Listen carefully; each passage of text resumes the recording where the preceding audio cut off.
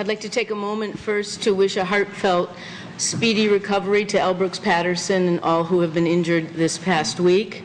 The following presentation is ceremonial only. The actual Troy City Council meeting will begin after I retake the chair. Please let me introduce the Honorable Mohammed Moez Emtiaz, our 5th Mayor for the Day Essay Contest winner.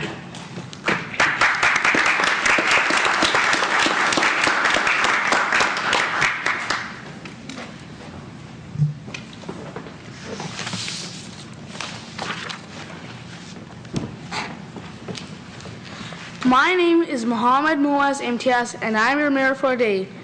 I want first to read my essay. It starts out with the words, I think that citizens should take part in government because they will do everything from their perspective. Also, people will reduce the effort of the government. The benefits of this will be easier laws and less work for the government.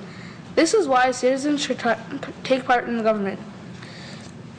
I would like to welcome Pastor Stephen Husava from the Northfield Hills Baptist Church, who will give the invocation, which will be followed by the Pledge of Allegiance. Please join me in standing. Welcome, Pastor Husava.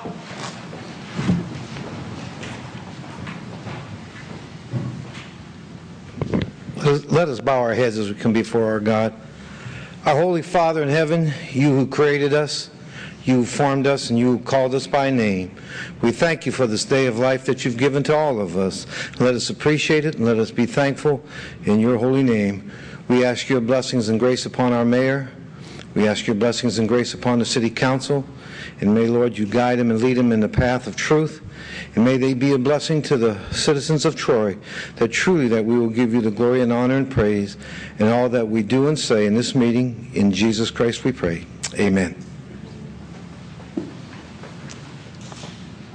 I pledge allegiance To the flag of the United States of America and to the republic for which it stands, one nation, under God, indivisible, with liberty and justice for all.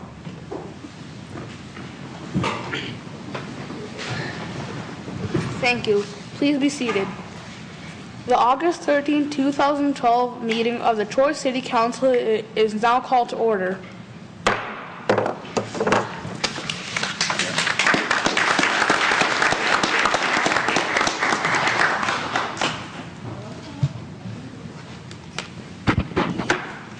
Thank you, Mayor for a Day Mohammed.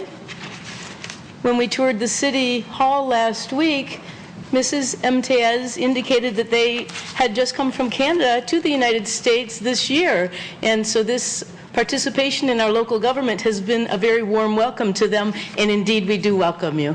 Thank you. The August 13, 2012 Troy City Council meeting is now called to order. Roll call, please, Mrs. Bittner.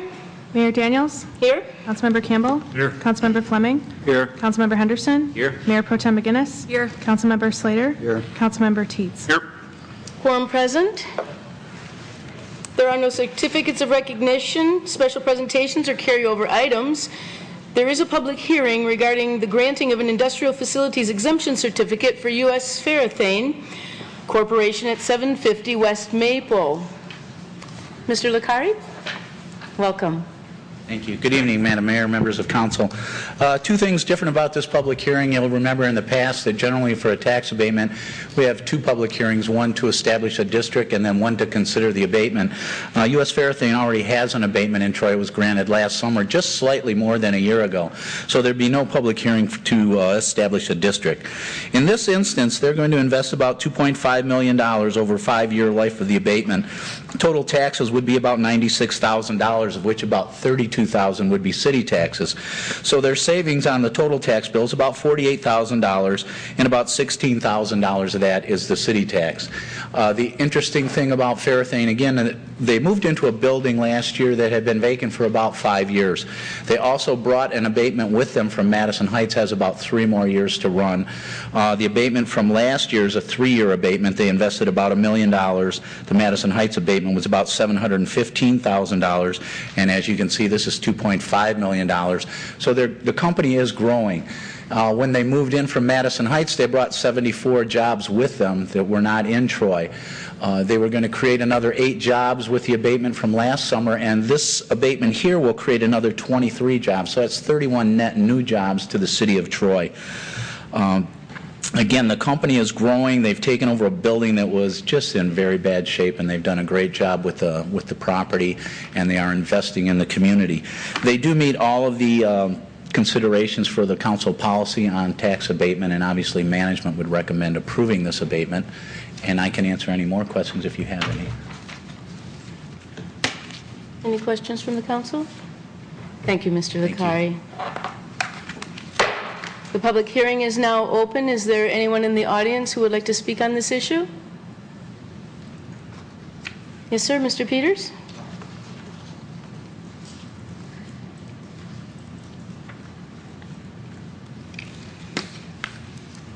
Well, my concern is still open spaces in this city. I've noticed that some of the lots are gone, and even though the economy is coming back, I hope we don't overlook that, and that when corporations do come in, I would hope that there are, maybe some implied, I guess you could say implied with the environment. Just if there's some creative view that they can have with the environment. And it's not only for this corporation, but with all of them, even in the residential areas. That would be my main concern. So Thank you, Mr. Peters.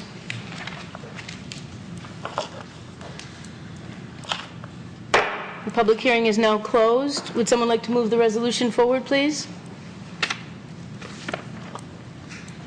Mayor, Councilman Slater? I will move the resolution as printed. Support. Moved by Councilman Slater, seconded by Mayor Pro Tem McGinnis. Any discussion? Residents have asked me to mention the fact that they would like to see us make resolution to the state to look at Public Act 198 of 1974 as amended and try to rework that legislation so as to properly confine it to its original intention of providing distressed cities with a tool to compete with better established cities. Tax abatements, from my point of view, are an easy way out, and I would wish that management would continue to look at ways of offering other incentives when companies want to move into Troy. So I'll be voting no on this. Any other comments? A vote, please, Mrs. Bittner. Mayor Daniels? No? Councilmember Campbell? Yes. Councilmember Fleming? Yes. Councilmember Henderson? Yes. Mayor Pro Tem McGinnis? Yes. Councilmember Slater? Yes. Councilmember Teets? No. Motion passes. We'll now proceed to public comments. As a reminder, I'd like to restate that the audience should be aware that all comments are to be directed to the council rather than to the city management or the audience. There's a timer on the city council table in front of the mayor's chair that turns yellow when there's 1 minute of speaker time remaining and turns red when the speaker time is up. In order to make the meeting more orderly and out of respect, please do not clap during the meeting. And please do not use expletives or make derogatory or disparaging comments about any one person or group. If you do so, there may be immediate consequences, including having the microphone turned off, being asked to leave the meeting, and or the deletion of speaker comments for any rebroadcast of the meeting. Speakers should also be careful to avoid saying anything that would subject them to civil liability, such as slander or defamation. Please avoid these consequences and voluntarily assist us in maintaining the decorum befitting this great city. First on the list is Alan Walters. Mr. Walters? Thank you. Next on the list, Roger Walters. Roger? Mr. Walters?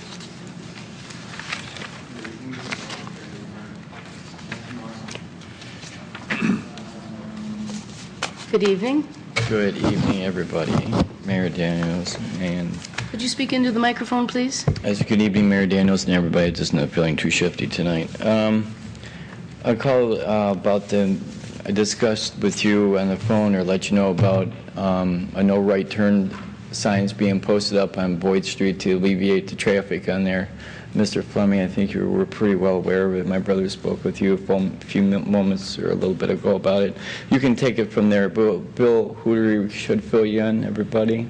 I asked Bill to be here tonight, and he didn't. Well, of course, he has a family too. Everybody has a life, and that's not it. You can just jump up and be here every day. So we are asking for the postcards been sent out to all the residents in the Boyden, Daly, and the Heartland area, to alleviate the traffic. As I explained to, there's another sign that's needed on Boyd, which would direct the traffic back around. On Boyd, sure, I brought my camera with it to it, but we don't need all that because the sign speaks for itself. On Torpy Drive, I had called the Oakland County Road Commission. They were supposed to send the city clerk email stating that through me, she should have got I don't know whether her name is Judy Holmes, Beth somebody.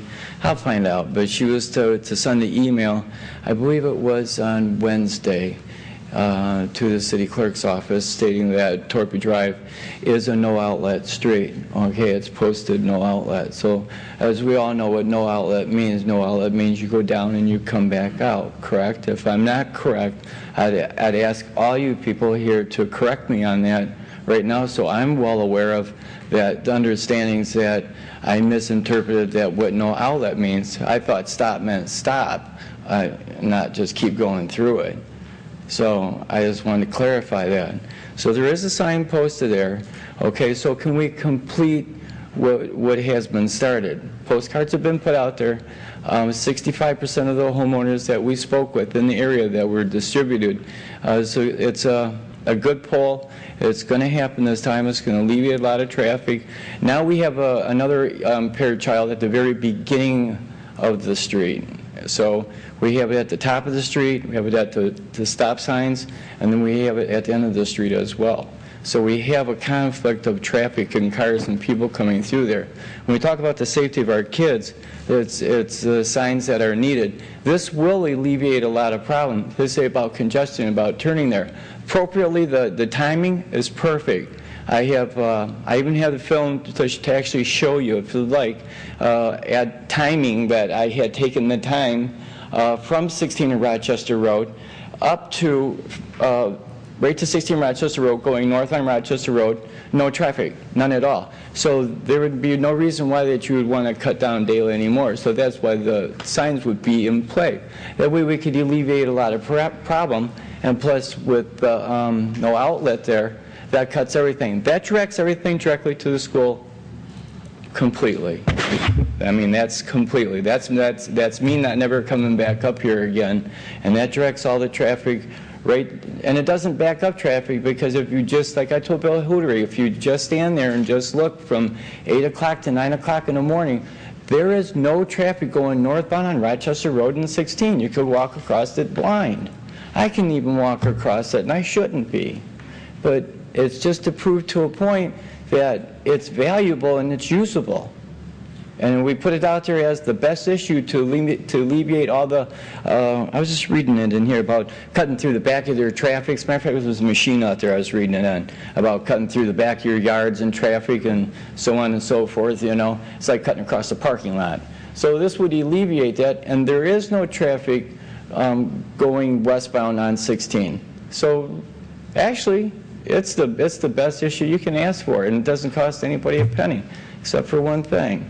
You remember, Torpy Drive has a sign that says no outlet, so you have to complete what you've done.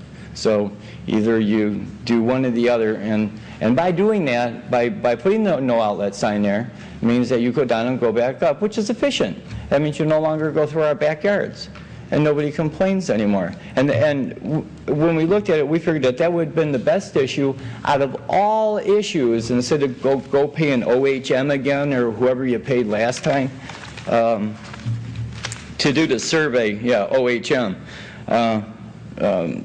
It was just ridiculous that you paid them that kind of money when we could have just, like you said, put the signs in. We talked about the signs prior to that. Thank you, Mr. Walters. Thank you.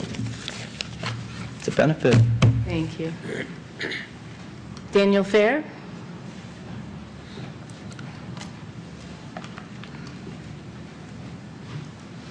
Good evening, Mr. Fair. Good evening, Mayor. And entire City Council and City staff. I'm a proud 35-plus year resident of Troy.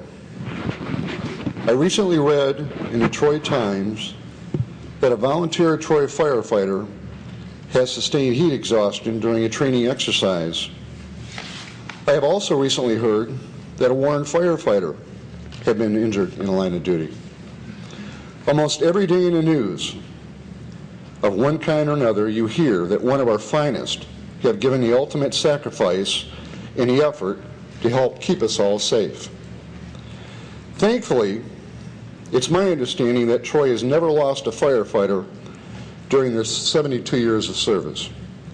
As of today, we have approximately 170 volunteers. We also have 10 career firefighters on staff. However, our police officers have not been as fortunate. At this time, I would like to say thank you to the families of the following Troy police officers. Marty Chevis, who was shot in the line of duty in 1974. Charlie Smitman, who died in a car accident while going on a call in 1980. And Chuck Mullaville died while on duty in the year 2000. In closing, please keep all of our police officers, first responders, and firefighters in your hearts during these financially difficult times. Thank you and have a good evening. Thank you. M.L. Geiger?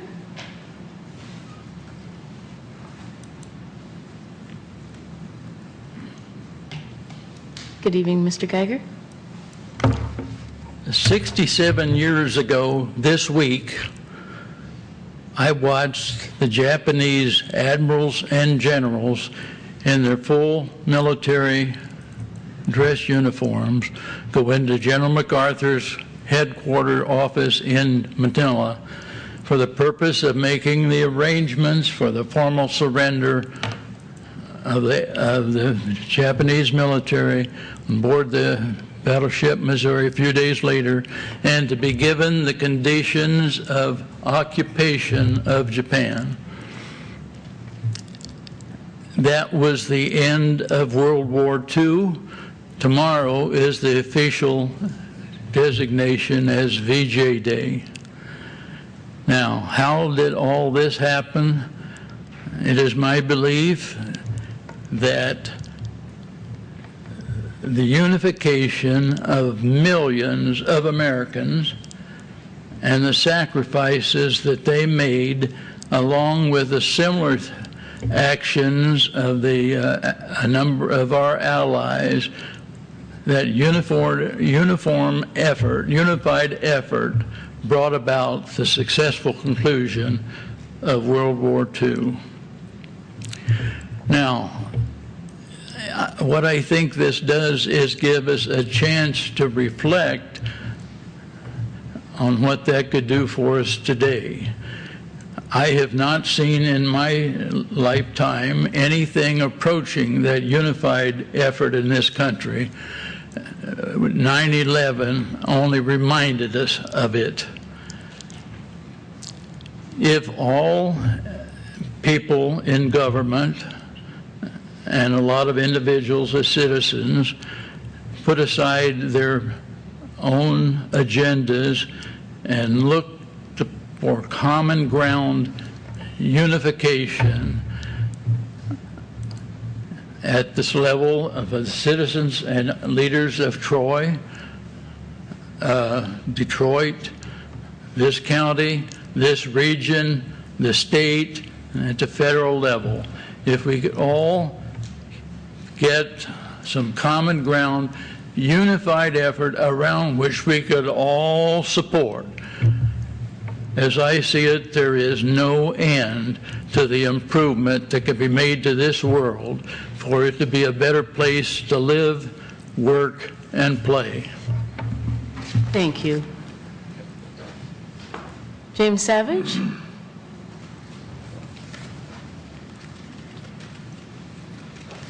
Good evening, Mr. Savage. Good evening, Mayor. Good evening, Council.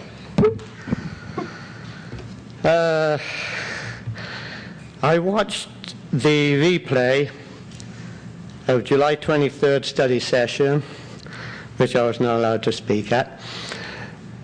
Much of the 1.5-hour session was taken up with Councilman Slater nitpicking at the mayor, and the rest of the time discussing how to restrict public comment. And I seem to recall when Mayor Daniels first took office, she wanted to change the rules of order, but that did not get any support from council.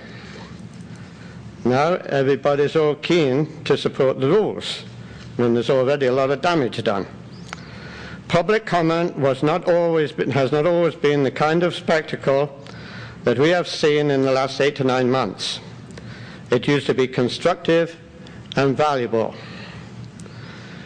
I recall one council meeting a few years ago. I don't even remember who was mayor at the time. The council was about to vote on a consent agenda, a package of routine items rolled together for one vote. A resident out there in the peanut gallery raised his hand and asked for one item to be exempted. The item was a resolution to condemn the home of a resident who had no knowledge of the city's intention. When the facts started coming out, City Manager John Zerlag pulled the item from the agenda. The mayor and the council were absolutely furious. The management had hidden this item so deep in the weeds, the council didn't find it. If that concerned citizen had not spoken up, that resident would have lost her home to a developer. I believed then, and I still believe, that there was collusion and possible corruption involved in that deal. But to my knowledge, there was no inquiry and no one was held accountable. I was reminded of that incident when I heard about our former city manager's escapades in Florida that was apparently on Fox network in whatever it was in Florida. Can't get it in. Anyhow, I suggest that the council order an inquiry to verify or refute my statements. And I'm trying to bring it to the attention of the council the importance of public input into this city. Because here's an example. Without that public input, there would be a travesty of justice. And incidentally, that property is a very well-kept ranch house on Livernois. It was not a dump. Thank you. Thank you, Mr. Savage. Sandra Burgess.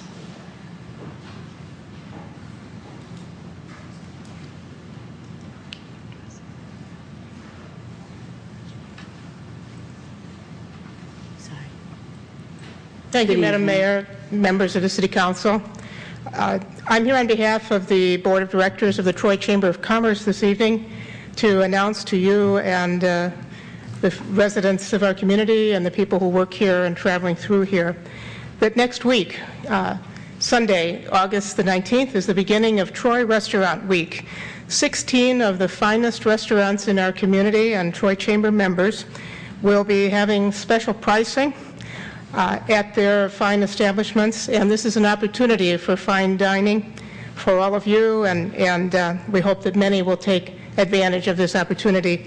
The lunches and dinners will be available in many cases at a fraction of their usual prices for three-course meals, and you can see the special menus, the special discounts, and the list of all 16 restaurants at the following website. That's TroyRestaurantWeek.com. And this week will last through Friday, August the 24th. It's a great opportunity for 6 days to enjoy some of the finest food in our great community. Thank you. Thank you. I'm sorry, Linda Kaima, I missed your name. If you come up next.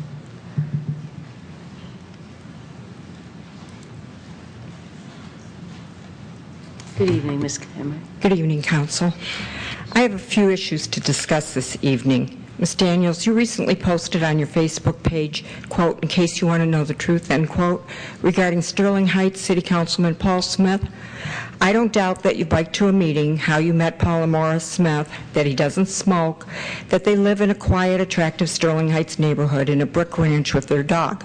But you missed the issue at hand. Yes, the signs fall under freedom of speech and were there before he was elected, but he has since defended his actions publicly while in office. You failed to see the consequences of such behavior. You never said how reprehensible these were. Instead, you say he has been bullied and asked to resign. I agree with the First Amendment, but also know that one is responsible for the consequences of the same. What is somewhat amazing is the fact that you still don't get it. The two of you feel you are victims. Really? You have accused big government proponents of having smeared you in historic proportions. Should I respond to this as free speech? I've asked you what proof you have of this. I want to know the truth, and you've not answered the question. Remember, I'm trying to get to the facts, as I'm sure you would also want. Lately, I've tried to get a better understanding of the intent of your words and actions, Ms. Daniels. Having campaigned on transparency, I know you would want to be understood. In my last public comment on July 23rd, I asked some questions in order to get that clarity. I also emailed those to you. Please understand that I'm just trying to get the gist of your messages to further gain an understanding of what it is you're trying to achieve. I would also hope that this would enlighten you as to how you're being received by the public. So I'd like to address some gaps in the answers I received. One of my questions was when FedUp USA endorsed you for mayor, they indicated you had exposed mismanagement and misuse of city funds. When I asked them how they verified the accusation, they said they talked to you. You also made these claims prior to being elected. Your response was that you do not speak for them, nor do they speak for you, but it still leaves the accusation out there, so I still feel an answer is appropriate. Next, you continuously said there was money available for the library to be open 7 days, and you felt it was being hidden. And I asked you to please explain where and how much money that is. You've not answered this question, but rather just repeated your mantra of the past that you advocate for a library to be open 7 days without the tax increase. Well, I still would like to know where you think the money was hidden. Regarding your vote against the library being open on Saturday, your response was, quote, I know that you're an astute political observer, and so you know for a fact that my vote represented a vote not to close the library on Fridays. This is misleading. You knew it was still a vote on a 6-day library, nothing else. 7 days in a week minus 1 equals 6, no matter how you look at it. So because you wanted a 7-day library, you still feel you're responsible for it being open on Saturday by voting no. Don't try to magically muddy the situation with wordsmithing. That's an insult to the intelligence of the citizens of Troy. As I've mentioned before, they didn't vote to elect a comedian nor a magician.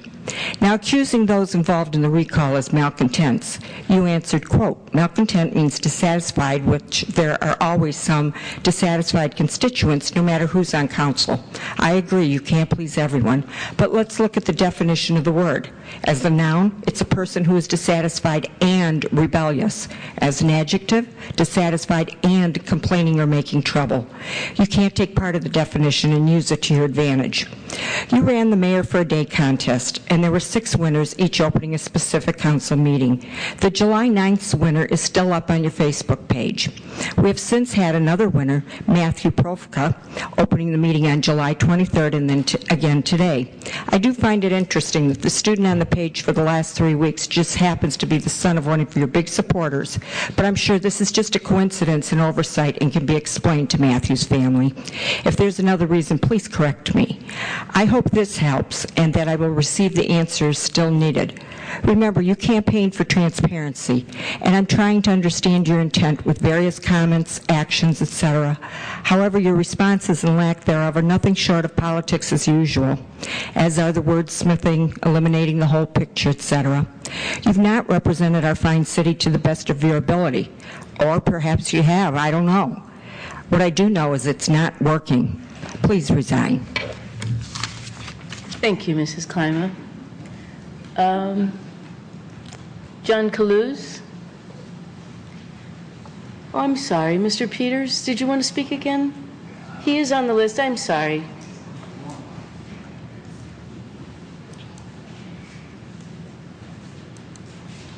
Again, accept my apologies, Mr. Peters. Good evening, Council, folks in Troy, Mayor. The reason I did come tonight was to talk about a couple things. When I was riding my bike the other day, I went by a lot that used to be wooded, and there it's gone. And the reason I brought that up earlier was that I thought that not only corporations, but also businesses and proprietors said, and even housing, that they could somehow blend their the wild with the natural in our domestic policy. I also would encourage, like even in Detroit, where they're building, I know it's not there, to have maybe a better open spaces thing. But also, aside from that, I seen the lights the other day. I was riding by Bowen Park at 7 o'clock Monday morning, and the tennis court lights were on. I went by the Diamonds there, and I remember last year asking the city manager why they couldn't put, say, that much sand around the bases, say a square 2x2, where the kids wouldn't have to get in strawberries and tearing their legs up and stuff, instead of sliding in all that gravel and all that. You know, I don't think it would cost maybe a dump truck or two, something like that. Just common sense, it seems to me. Okay. I think that's pretty much it. Oh, one quick thing about Syria. I hope that maybe the United Nations, if they have camps, refugee camps for the folks there, that those people will be armed so that people wouldn't be attacked by innocent people would be killed. Thank you very much. Thank you, Mr. Peters. John Kaluz?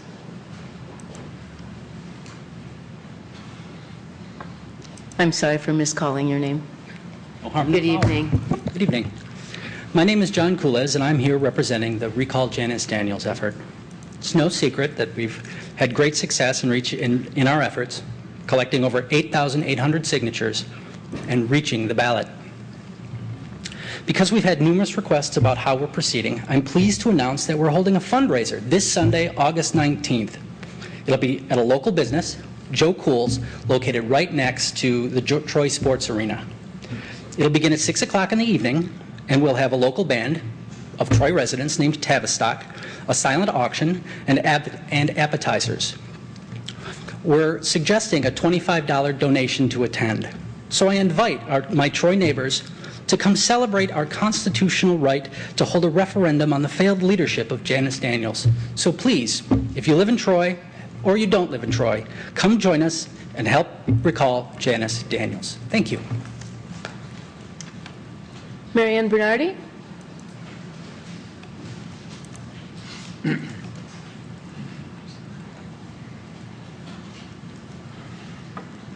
Good evening, Mrs. Bernardi. Good evening, Mayor, Council. Just a very brief statement. I watched the study session where you were talking about the proposed change in rules, and you know, I can understand why you want to cut them down from 5 to 3 and get into the business on the agenda. That makes sense, especially given the way public comment has gone in recent months, or the way it keeps evolving to get worse and worse in terms of grandstanding and so on. But there's one part that I really do disagree with, and that's your proposal that I think you'll talk about tonight about if a person doesn't sign up by 1:45, they can't speak. Well, you know, I'm here to tell you that, you know, at 6:30 I was covered in grass from the lawn work I was doing. I had dinner to get on the table, and somehow I managed to get here, but it wasn't at 7:45. And you know, to rush the way I had to rush and then get here maybe 2 minutes late and not be able to sign up, I think it would be unjust. And I think other people have even more on their plate than I do. I mean, you know, they have children that They need to help them with their homework. They have to get the dinner on the table. We have people who are working late hours. And I wanted to remind you that one of your goals, correct me if I'm wrong, but I think one of your stated goals is to elicit feedback from the community. And I don't see how implementing something like as stringent and punitive, in my opinion, as that would be consistent with that goal. I really don't think it would be.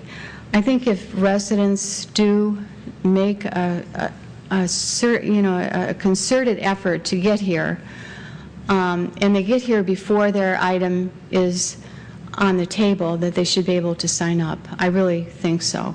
And I just don't think that you should be in the business of trying to restrict people from access to their government. I know things are said here that upset me, they upset you. We've been through some hard times. We're still going through hard times.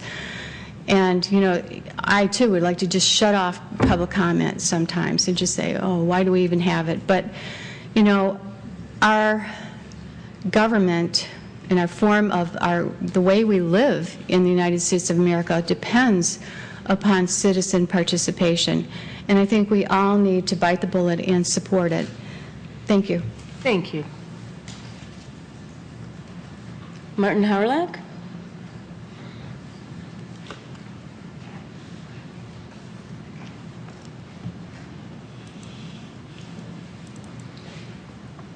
Good evening, Mr. Howrelack.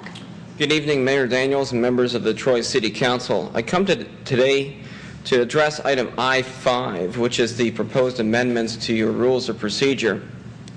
And I would like to remind everyone that one of the most important tenets of our American democratic republic is the right of its citizenry to petition its government. And that right is enshrined here in the city of Troy in this public comment section of the meeting. I am deeply concerned by what I perceive is a lack of transparency in the new proposed rules. We are now reducing the amount of time that the citizens of this city can address this city council. We are also making it more cumbersome. For example, if my reading of this is correct, the new window in which individuals must be at the kiosk in order to sign up at this council meeting is between 7 and 7:45. And what this does is it punishes parents with children who may have a difficult time getting to a council meeting between 7 and 7:45, especially if a council meeting has a lot of public comments, as it does frequently here at the Troy City Council. It is difficult to ask somebody to be here through all of those public comments when in fact they could watch their children, and as public comments are proceeding, they could actually come here, say for example at 8:30 or 9. I think the issue is really having them sign up at the kiosk. I don't know that the window of opportunity really addresses the perceived concern, because I know that when I was on the city council here, there was a concern that people were not signing up and then they would come and everybody wanted to be last, and that seemed to be the issue at hand. And I think if you had a strict interpretation of requiring people to sign up at the kiosk, that would address the perceived problem without penalizing working parents, perhaps parents that may actually not, or adults that might not even be able to get off work until 8 o'clock. And we have a lot of folks in the city are doing what they can in order to make ends meet, and I think we need to actually accommodate them as best we can.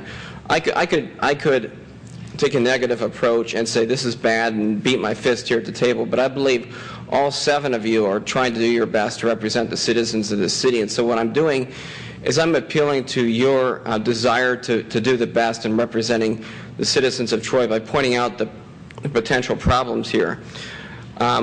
It's really important that we do our best as individuals to shine as much light as possible on the process. And one of the checks and balances in our system is for citizen participation in government. And here in Troy, with the volunteer fire department and our history of volunteerism, what we want to do is make sure that we do what we can to encourage and reward those who participate in the process. Usually what happens when you have a huge turnout, it's because there's something that's happening that is drawing the interest of the community. Oftentimes bad, but sometimes good. And so I appeal to the City Council that if we want to have a short and concise public comment session, do your best to represent us, and then we won't necessarily feel the need to come and tell us your opinions, because if you're doing a good job, it doesn't take very long to come up here and say thank you. But I will end my comments by thanking you for your service and appealing you to perhaps tweak the rules of procedure, but don't make these dramatic changes, because I think they will have a detrimental impact on the community. And thank you again for your time. Thank you. That concludes the persons that have signed up for public comments. Is there anyone in the audience who would like to speak who hasn't signed up? Of course.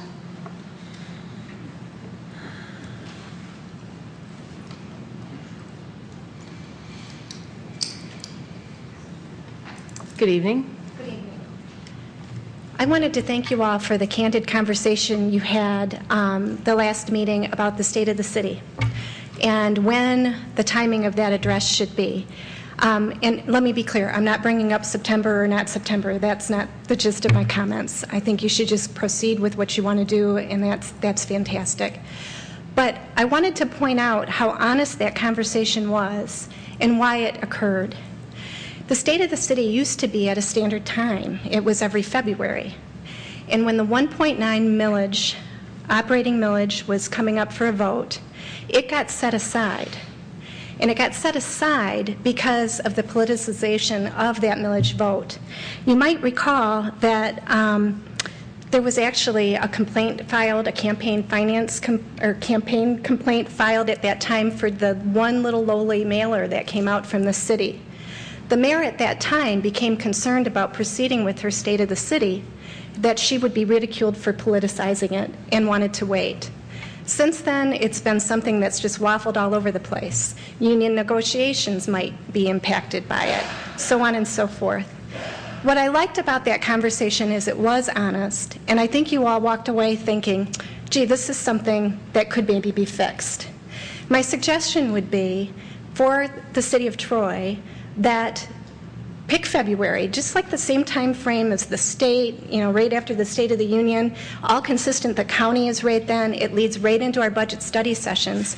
Pick the second week, the third week, whatever makes sense. Maybe take some look at that and make it a standard annual event that happens that night regardless of what's happening with union negotiations, a special election, what have you. It's not something that I think needs to happen urgently. Of course, there's some time. But don't lose the thought and the thinking. And I think, Councilman Campbell, that was your intent, was you were trying to think through the timing, what's right for the city, what's right for the mayor, what's right for the communication in the community. And there's a real opportunity there to fix something that's broken and becomes problematic for each mayor. And we need to fix that. I thank you for your service as well. I applaud you for the candid conversations. Keep on keeping on. Thank you.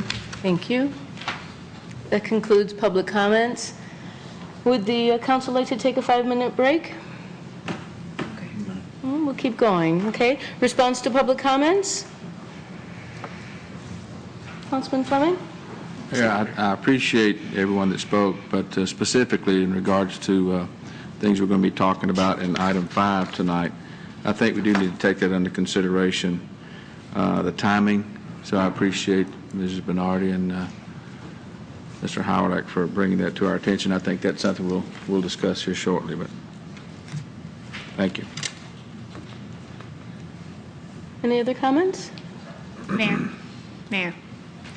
Oh, I'm sorry. I'm sorry. I would just like to address, there was a comment made that there was corruption with a condemnation case, and since that occurred while I was here, I would just like to address that and indicate that there was no corruption. I do recall the incident. There was a person who was upset it was a road condemnation. And I do recall that situation, and it's a little bit different than as it was represented tonight. So I just wanted to make sure that there's clarification. And again, I do resent the label that there was corruption that was going on, because it is absolutely not correct. One of the people that talked during public comments talked about the volunteer firefighters, and I wonder if maybe there is an opportunity for us to take a look at what it might cost to provide them with life or disability insurance. Do you think you could put together something like that, Manager Culpepper? Yes, it could. We're always looking at things like that. I would like to see if we get a nod from the council before we start looking at that sort of thing, though. Do you have agreement with that? Let's take a look. Councilman Teets? Perhaps that's something we could look at towards budget time when we're looking at the full picture. It's a good idea. Sounds intriguing, but I just think maybe at budget time makes a little bit more sense.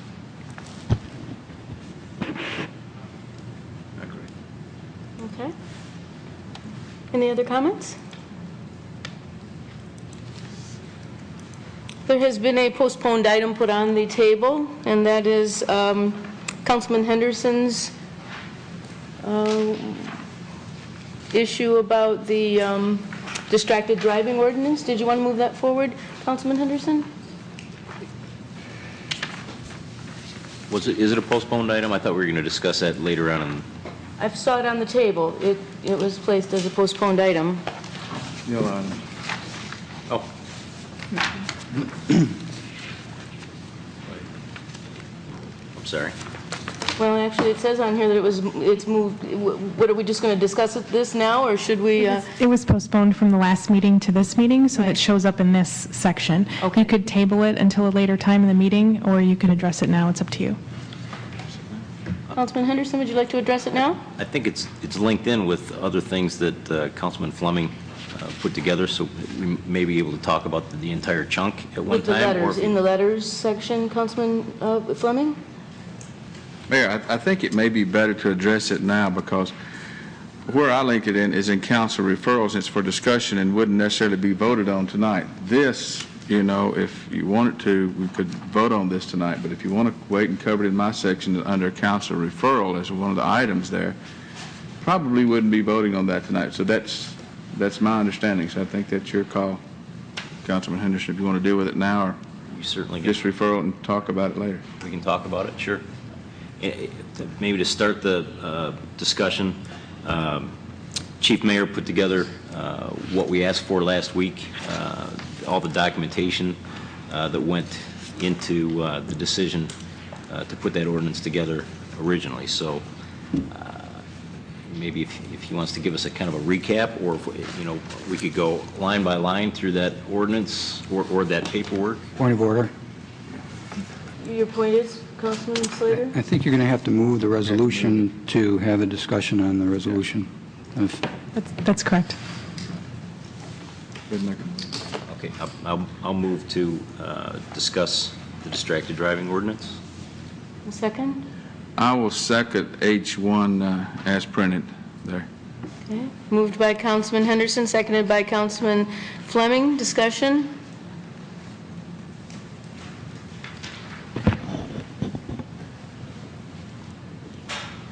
Well, Yeah, we, in this document that was provided to us, I read it. I mean, it's rather thick, but I read it line by line by line, and I highlighted it. And I could probably, in fact, I did this afternoon, and I put together about a 3-page list of things that I would like to discuss. I'm not sure we have enough time to do that, and I certainly don't want to occupy, the entire time with everything that I wrote out. But suffice to say, the biggest things that I have concern with is the fact that we already have two things that are in that ordinance that I think all of us can wrap our arms around, and that's the Bluetooth situation with cell phones and the texting and driving. The state of Michigan has addressed texting.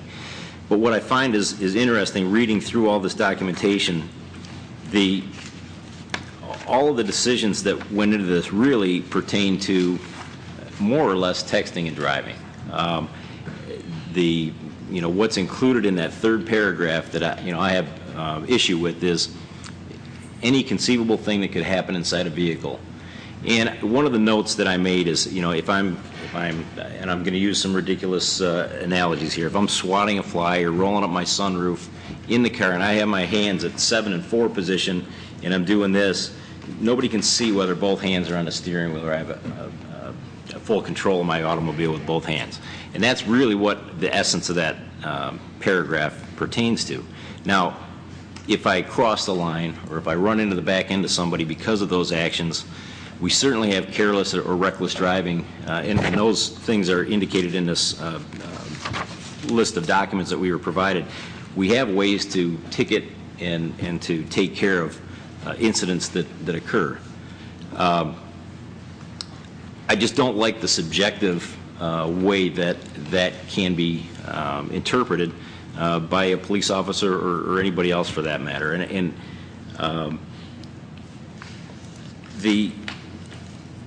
I think one of the other things that I kind of picked out on this, they compare some of the statistics and reports, they compare distracted driving, specifically texting or using the phone, as the equivalent of being intoxicated to the level of 0.08.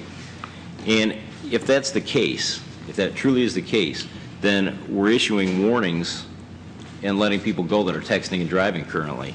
Whereas if somebody is really intoxicated to the level of 0.08, they're going to jail, and it's going to cost them a year and about $10,000 to fight that. So there really is an inequity in that whole third paragraph. And I just, again, rather than go through 3 pages that I drafted this afternoon, maybe open it up for anybody else's thoughts on that. Councilman Fleming? Yeah, Mayor, I seconded this at our July the 23rd meeting. And I think I stated that at that time I was not present when this resolution passed, distracted driving resolution passed, which was in July the 12th, 2010. Had I been present, I stated at the next meeting that I would not have supported it simply because of paragraph 3. I think paragraph 1 and paragraph 2, excellent, good points. I do think that paragraph 3 is going a bit far, and so that's why I wouldn't support it. That's why I'm supporting the effort by Councilman Henderson to amend this ordinance to eliminate paragraph 3. But I appreciate all the work that's gone into this. Tremendous amount of reporting by our police department. These tickets are very seldom issued, very seldom.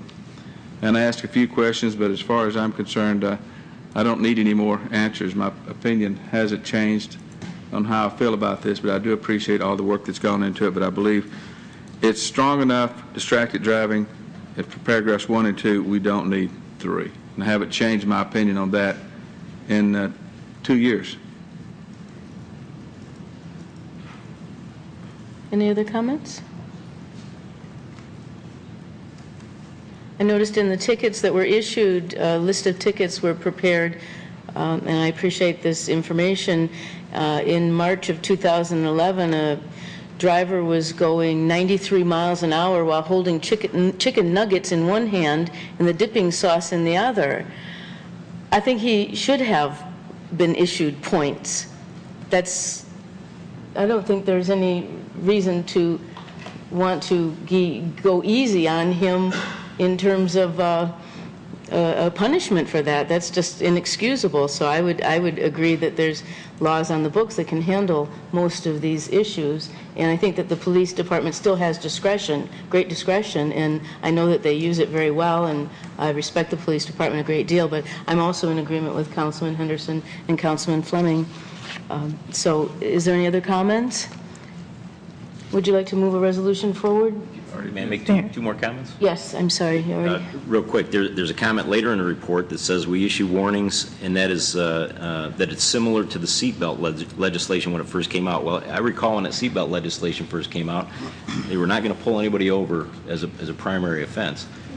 Fast forward 10 years or so, give or take, and now it is a primary offense. So, these kind of things seem to, when you give up a little bit of your rights because, what the heck, it's not that important, and then all of a sudden, now it's really important because they changed the way that they interpret or enforce, that becomes a real big issue for me.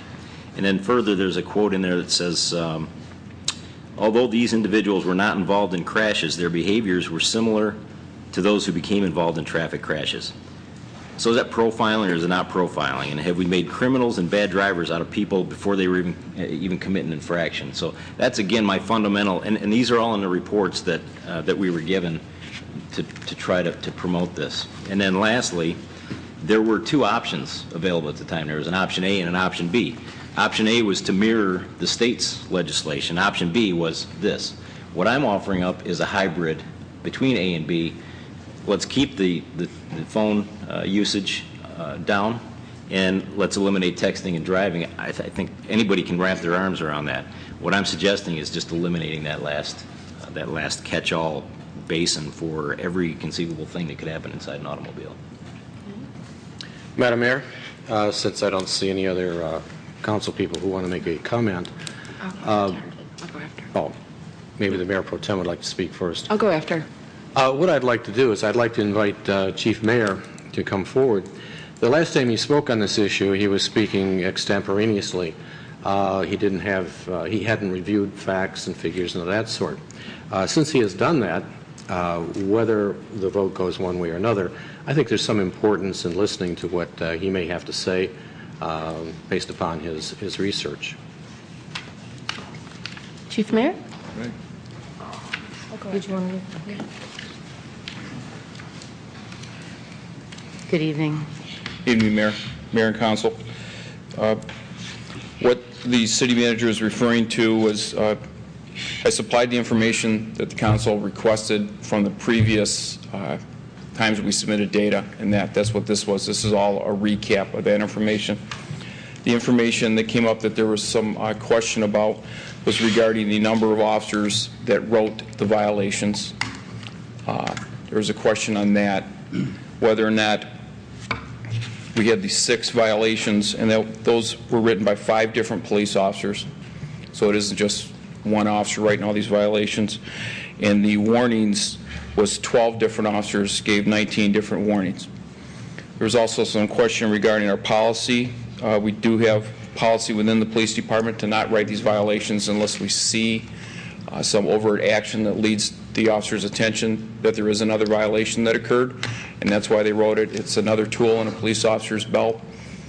We discussed discretion. I think that's been discussed tonight.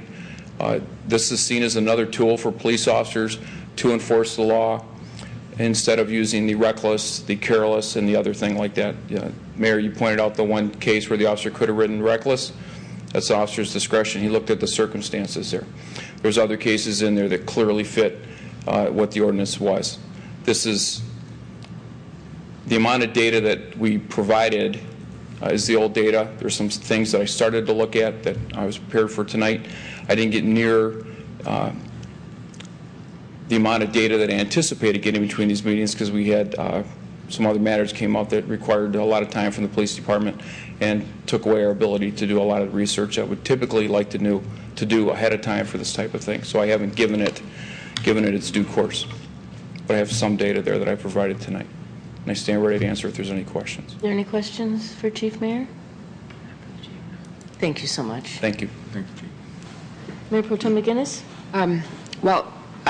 As I was sitting up here on the council when we put this ordinance into effect originally, I have quite a bit of background. Obviously, everybody has a lot of that information now, which makes me feel better about having a discussion about it, so that we're at least all starting from the same place and then able to go forward from there.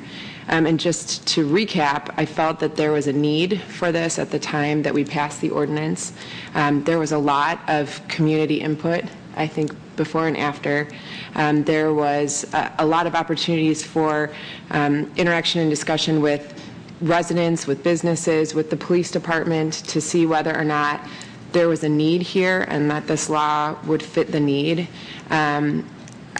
I felt confident about it then. I think when we're getting all of the recap about how it's been utilized, the results that we've had, obviously safety is our number one priority, and I think that this ordinance has accomplished that. If we were talking about this now at this point and saw a negative reaction that had occurred as a result of us putting this ordinance in effect, I would be the first person to want to join in on a conversation on why we need to change it. I don't see that in any of the material. And I know, Councilman Henderson, at the time that we voted to put this ordinance in effect, that you had a strong argument against it. And I could respect that as a citizen. But I think given what we've seen on how it's been utilized, the results that it's had, I'm not sure if, other than just having a strong personal argument against it, there's a reason to go back and change it. I don't see a negative consequence. I see a lot of positive consequences that came as a result of this. There's a huge awareness in our community and the surrounding communities about this issue. And as painful as it was for those of us that were sitting on council, I think that that was important for us to have those discussions. I think that you could see, if you looked into the materials, that the department reported after this went into effect, doing some plainclothes operations and going about the city to really determine how effective the educational piece was. And although it's not 100% that everyone's complying, the awareness is out there, and they're able to see people making different decisions as a result of what we did. So at this point, I don't see a reason to change it. And knowing all of the time and effort that we've put into making this something that the community is aware of, making sure that it's something that the community can understand why we felt this was important, without having something that shows me that there's something wrong and there's something that needs to be fixed, I'm not really in support of just removing it because there are different people on council at this point. I would really like to see something that's there that can show me that this wasn't the right thing to do, and our residents and businesses are suffering because of it. So my decision, it wouldn't change. I'm still in support of it, and I would still ask that we continue to make this a priority. We've been recognized nationally, obviously for the police department in general, but also for this specific initiative. And so I don't see anything that we've been presented with or anything that we've had in our discussions in the last couple of weeks that would make me change my mind on my position on this.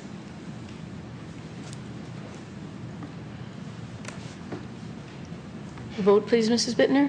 Mayor, if I was just waiting to see it. I don't want to waste my time if there's 4 votes. So if I could just get a nod that you're going to vote no, I won't say anything. But I think my position is clear on this. I think you're making a huge mistake. I don't see any evidence whatsoever that you should rescind this. But if Councilman Teets is going to vote no, I won't go any further. I'm losing my voice. Councilman Teets, did you want to respond, or should we just go for a vote? Oh, let's just vote. Vote, please, Mrs. Bittner. Councilmember Campbell? No. Councilmember Fleming? Yes. Councilmember Henderson? Yes. Mayor Pro Tem McGinnis? No. Councilmember Slater? No. Councilmember Teets? Yes. Mayor Daniels? Yes. Motion passes. We will now move to regular business. There are no mayoral appointments. There is a council appointment. Mayor Pro Tem McGinnis, you have the floor. Yes. Resolved that Troy City Council hereby appoints the following nominated persons to serve on the Parks and Recreation Board for a term expiring July 31st, 2013. Is that right? Yeah, July 31st, 2013. I'm sorry. Gary Hoff, Troy School Board member, and for a term expiring July 31st, 2013, Aditya Yalamanchi, the student representative. Support. Moved by Mayor Pro Tem McGinnis, seconded by Councilman Fleming. Discussion? A vote, please, Mrs. Bittner. Councilmember Fleming? Yes. Councilmember Henderson? Yes. Mayor Pro Tem McGinnis? Yes. Councilmember Slater? Yes. Councilmember Teets? Yes. Mayor Daniels? Yes. Councilmember Campbell? Yes. Motion passes. Congratulations, Mr. Hoff and Ms. Yilamanchi. There are no mayoral nominations on the agenda, so we'll move to council nominations. Again, Mayor Pro Tem McGinnis, you have the floor. I'm happy to report that I have a resolution. Resolved that Troy City Council hereby forwards the following nominated person to serve on the Historic District Commission for a term expiring May 15th, 2015, Timothy McGee. Second. Second. Moved by Mayor Pro Tem McGinnis, seconded by Councilman Slater. And Mayor, if I may? Yes. Just to let you know, I did just confirm with Mr. McGee today that he was interested in serving in this capacity. He is very familiar with the Troy Museum, as I believe he's worked there part-time in the past. I think he would be a great candidate, and he did fill out his application later in the day and get it to the city clerk. So if you weren't able to see that before tonight's meeting, it should be available for you to review before we vote on it at the next meeting. Discussion? Vote, please, Mrs. Bittner. Councilmember Henderson? Yes. Mayor Pro Tem McGinnis? Yes. Councilmember Slater? Yes. Councilmember Teets? Yes. Mayor Daniels? No. Councilmember Campbell? Yes. Councilmember Fleming? Yes. Motion passes. There are no requests for closed sessions, so we'll move to agenda items. I-04, Oakland County Interlocal Agreement Board of Canvassers. Would someone move this resolution forward, please? Madam Mayor. Mayor Pro Tem McGinnis? Resolved that Troy City Council hereby approves an agreement with Oakland County for the canvass of local elections at a fee of $25 per precinct. The city clerk is authorized to sign the agreement between the City of Troy and Oakland County to utilize the services of the Oakland County Board of Canvassers. Second. Support. Moved by Mayor Pro Tem McGinnis, seconded by Councilman Fleming. Discussion? Councilman Teets? I need to abstain from this vote. I've conflicts. I do work with the county. Okay. A vote, please, Mrs. Bittner. Mayor Pro Tem McGinnis? Yes. Councilmember Slater? Yes. Mayor Daniels? Yes. Councilmember Campbell? Yes. Councilmember Fleming? Yes. Councilmember Henderson? Yes. Motion passes. I-5, revisions to the 2011-2012 City Council Rules of Procedure. Would someone like to move the resolution forward, please? Mayor, Councilman Fleming? I'll move it for the purposes of discussion as printed. Second? Support. Moved by Councilman Fleming, seconded by Mayor Pro Tem McGinnis. Discussion? Madam Mayor. Mayor Pro Tem McGinnis. I had a question. I forwarded it to City Manager Culpepper, and I knew that it was not going to be able to be answered until tonight. But we are including the language in here under 2 Code of Ethics B regarding the Code of Ethics for board and committee appointees. And I didn't see that actual code attached. Do we need to formally approve that as well at the same time that we're approving the revised rules of procedure, and if so, how do we go about doing that? Because it wasn't included. Madam Mayor, yeah, that is something that would be in a subsequent meeting. We needed to, first of all, put it in the rules first to have some reference to it, and then after that, we would bring it forward. And certainly, I think that there's probably consensus to bring it forward. I'm not sure that there's consensus as to the content of what would appear in there, but we do know that there's consensus to bring something forward. So that would happen at a subsequent meeting, assuming that this is passed in the rules. Councilman Teets? Did you have anything else? I'm sorry. No, I had a follow-up question, but no, go. No. I think I had a follow-up question, and this is something that I probably should have asked before because this isn't a change that was presented. But just for clarification, we're looking at D order of business, and it's for study sessions, and then in quotations we have special meeting of the council. And I think there's been some confusion about this, including at the last meeting when we went into a study session. And there was, Mr. Savage had actually wanted to speak at that point, and there was some discrepancy about whether or not there's public comment in the study session. Well, as I understood it, there's not, because it's a continuation of this regular meeting. But there are a different set of meetings that we occasionally will call, which are special meetings, and those are required by law to have a public comment session. So I think in light of maybe somebody that's not familiar with the way that those two meetings are differentiated, the way that it's listed here where it says study session and then in quotation special meeting could be confusing for somebody else. So I don't know if there's a better way to address that, or if it just really needs to be through educating the public, because I think that could be confusing. Attorney Bloom? Madam Mayor, certainly we want to make sure that it is clear, and you are correct in that there was some confusion at the last meeting. Unfortunately, the nomenclature in the charter makes it a little difficult, and so we were trying to make it more easily understood by putting in parentheses the study session and in parentheses special meeting. But if it's not clear, by all means, we can work to try and revise that. Councilman Teets? I think it might be appropriate just to postpone until the next meeting, just so we can all take a look and make sure we're fine with this. There are a couple things put in by the staff and so forth, and they look fine, but haven't had much opportunity to sink my teeth into it and so forth. So I'd like to put that amendment on or motion on the table to postpone till the next meeting, which is whatever that would be. August 22nd? August 22nd? 27th, pardon me. And at that point, we can vote yea or nay. Mayor, I would support that, even though I made the initial one for discussion, because I agree with you. I think there are things we need to cover, so I'll support that, specifically the timing, the speakers, and other things. Yeah, I don't see anything. I'm sorry. Ma'am. Go ahead. Nothing particular burning down the house, but I just want to take time to do that before taking a vote. So, with that said. So let me clarify, you want to make an amendment to postpone the entire rules of procedure until the meeting postpone the vote till the 27th. The vote until the 27th. Okay.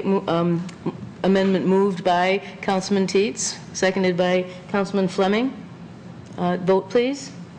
Mrs. Bittner? Councilmember Slater? Yes. Councilmember Teets? Yes. Mayor Daniels? Yes. Councilmember Campbell? Yes. Councilmember Fleming? Yes. Councilmember Henderson? Yes. Mayor Pro Tem McGinnis? Yeah. Motion passes. We'll move to item I6, proposed resolution regarding changes to state fireworks statute. Would someone please move that resolution forward?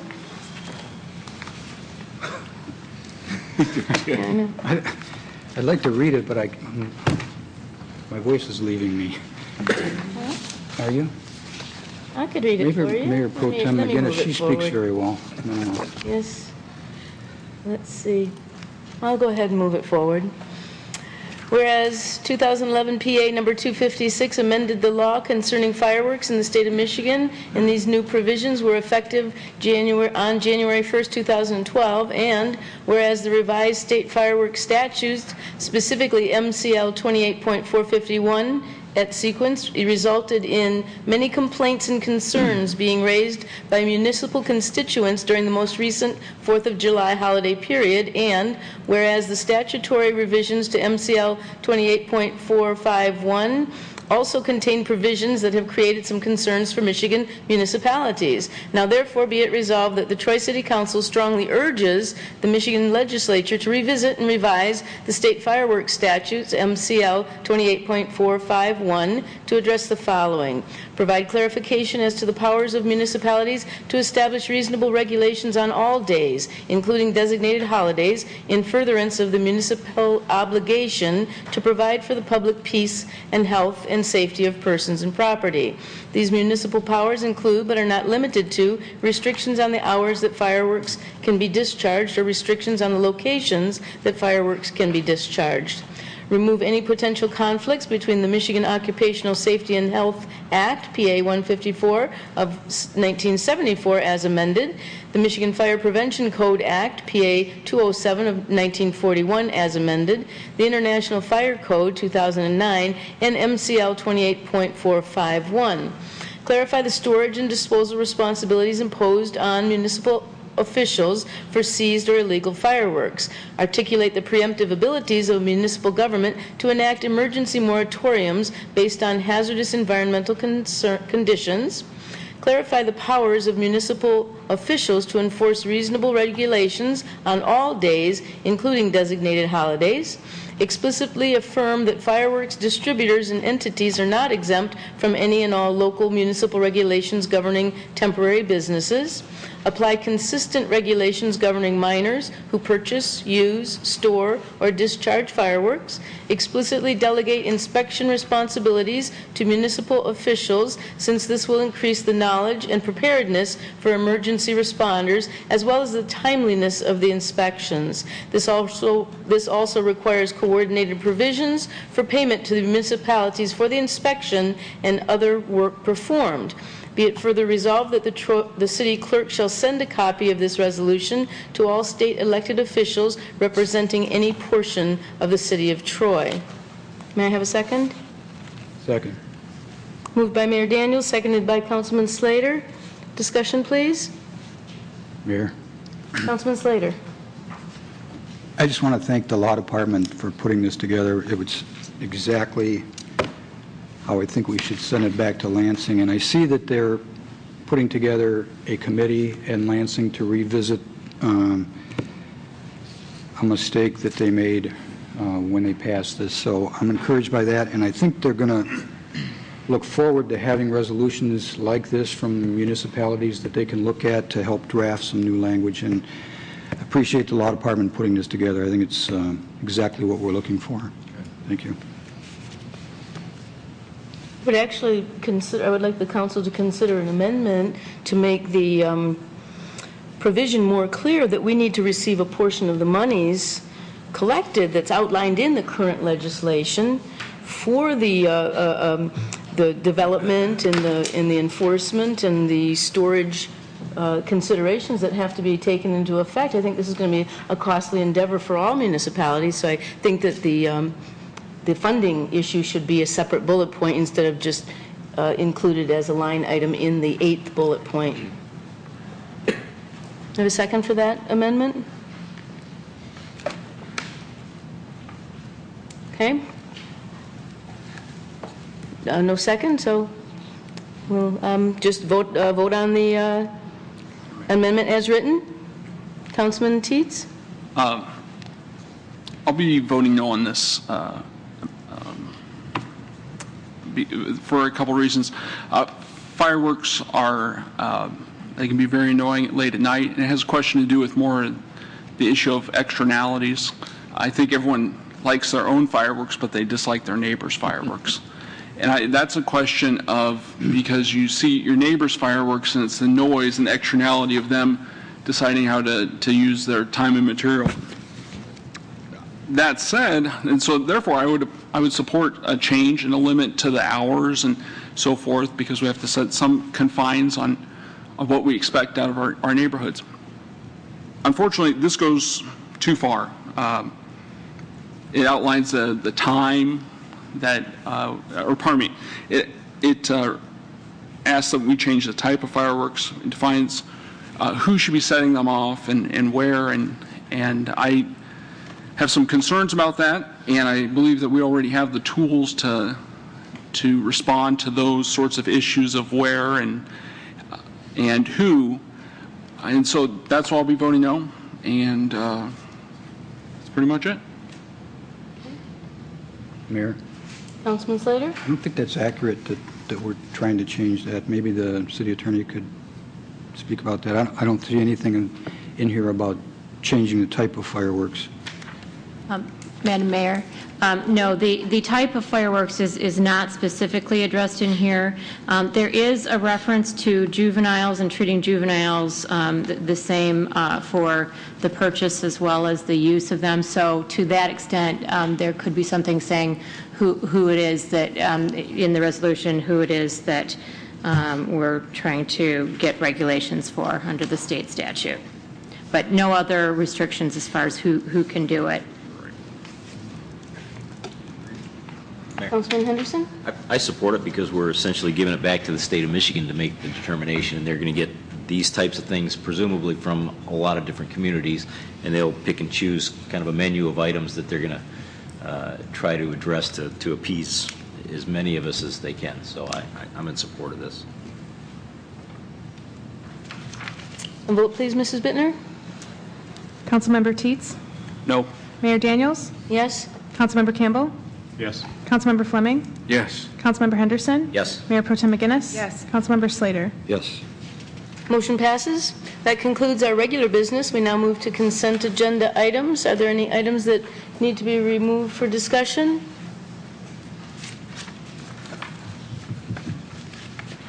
Would someone like to move the resolution forward?